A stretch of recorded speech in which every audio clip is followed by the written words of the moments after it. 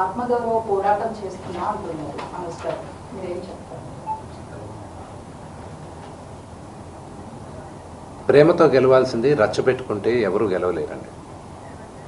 Only things can be won by love.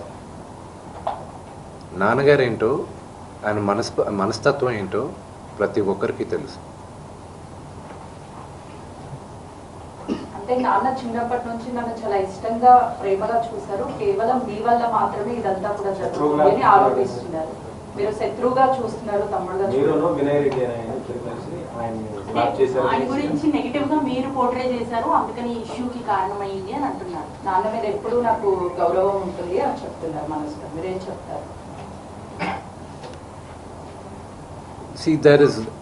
దాని గురించి చెప్పేది ఏం లేదండి. వాళ్ళు పొట్టజించుకుంటే పేగులు కాలిపోయిన పడుతుంది. ఫ్యామిలీ గురించి ఐ విల్ నెవర్ స్పీక్. చెప్పచ్చు, ఇమ్మెచ్యూర్గా కొంతమంది మాట్లాడచ్చు, చిన్నవాడు కదా అని నేను తను మాట్లాడచ్చు, అవగాహన లేకుండా మాట్లాడచ్చు. But I just keep quiet. మీరు ఎన్ని క్వశ్చన్స్ అడిగిన ఫ్యామిలీ గురించి, నేను నా ఫ్యామిలీ విషయాలు నేను బయట చెప్పను. మీ ఫ్యామిలీ గురించి మీరు అడిగితే మీరు చెప్పరు కదా. Same thing I will not talk about my family. Sir, మీరు ఫ్యామిలీ సమస్య అంటున్నారు, అదే ఫ్యామిలీతో నాకు రక్షణ కావాలని నాన్నగారు అంటున్నారు సార్. ప్రాబ్లం ఎక్కడైందంటే, నేను కానీ ఊర్లో ఉంటే ఆ లెటర్ అసలు నేను కంప్లైంట్ ఇప్పించేవాడిని కాదు. I would have spoken to him. దీని అన్నిట్లోకి నేను విపరీతంగా నలిగిపోయేది. మా అమ్మ, ఆవిడ మంచాన్ని పడింది. నాన్నగారు అడిగింది ఒకే ఒకటి, సరే ఆ లెటర్ వరకే నేను మాట్లాడతాను, నా ఇంట్లో ఉండడానికి వీల్లేదు అన్నాడు. అంతవరకే మాట్లాడుతున్నాను, అంతవరకే. కానీ ఫ్యామిలీ గొడవ మీరు తమ్ముడిని ఇంట్లో ఉండొద్దు అంటాం కారణం ఏంటి? తమ్ముడితో అభద్రతను ఫీల్ అవుతున్నారా? తమ్ముడు ఆస్తి అడుగుతున్నాడా? తమ్ముడు పెళ్లి చేసుకున్న వివాహం మీకు నచ్చలేదా? అగైన్ మీరు అడిగింది ఏదైనా సరే నా ఫ్యామిలీ విషయస్ని మాట్లాడు. నేను లెటర్ పెట్టిన దాని గురించే మాట్లాడతాను.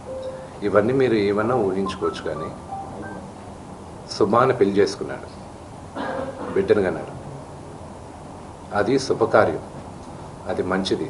I hope he lives 100 years with good health and wealth. ఆయనకు అలాగ ఫీల్ అవుతున్నారంటే there is something I don't want to say anything about it. But నాన్నగారికి, ఆయన ఇంటికి, ఏ తండ్రికైనా ఆయన సంపాదనకి ఆయనకే హక్కు ఉంటుంది. మా నాన్న ఆయన ఆస్తులన్నీ ఆయన కష్టార్జితం. మా నాన్న ఈ రోజుకి గర్వంగా చెప్పుకుంటారు, నాకు 2 చొక్కాలు ఉన్నాయి, ఆ చొక్కాలు నేను గంజి పెట్టుకొని నేను అరేంజ్ చేసుకున్నాను. ఎందుకంటే డ్రెస్ అండ్ అడ్రస్, ఒక వ్యక్తితో ఎలా మాట్లాడతావు అడ్రస్, నువ్వు వేసుకున్న బట్టలు, డ్రెస్, ఈ 2 గొప్పగా ఉండాలని. ఆయన తినడానికి, బ్రేక్ఫాస్ట్ తినడానికి డబ్బులు లేని రోజులు ఉన్నాయి ఆయనకి. ఆయనే గర్వంగా చెప్పుకుంటారు, మీ అందరి ముందు కూడా చెప్పున్నారు. ఆయన అక్కడి నుంచి ఆయన స్వయం కృషితో ఈరోజు ఆయన కానీ లేకపోతే మా అందరికీ మొదటి గుర్తింపు లేదు. మీరందరూ కూడా మాకు గౌరవం ఇచ్చేది కూడా మోహన్ బాబు గారి పిల్లలనే. ఇప్పుడు ఆయన లేకపోతే మేము లేము. ఇప్పుడు ఇట్ ఈస్ అన్ఫార్చునేట్. ఇప్పుడు ఆయన ఈరోజు నువ్వు నా దగ్గర ఉండడానికి వీలు లేదు అన్నాడంటే ఆయన ఇంట్లో, నేను ఉంటాను, నాకు హక్కేం ఉంది.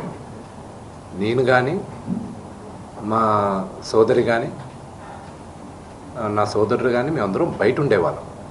నేను బయట ఉంటున్నాను, సపరేట్ ఉంటున్నాను. ఈరోజు నేను జాయింట్ ఫ్యామిలీని నమ్ముతాను. నాకు ఉమ్మడి కుటుంబం ఇష్టం, కొంతమందికి న్యూక్లియర్ ఫ్యామిలీ ఇష్టం. అది తప్పు లేదు, ఎవరి అభిప్రాయాలు వాళ్ళవి. ఇప్పుడు నాన్నగారికి పలానా వ్యక్తి ఇంట్లో ఉండడం ఇష్టం లేదు, నా ఇల్లు ఇది వద్దు అన్నప్పుడు ఆ మాటకి గౌరవం ఇవ్వాలి, తండ్రికి గౌరవం ఇవ్వాలి. లీగల్గా ఎన్ని రైట్స్ ఉన్నా లేకపోయినా నేను నమ్మేది 4: మాతా, పిత, గురువు, దైవం. ఈ 4 కానీ మనం మర్చిపోయామంటే మనకి జంతువులకి డిఫరెన్స్ లేదు.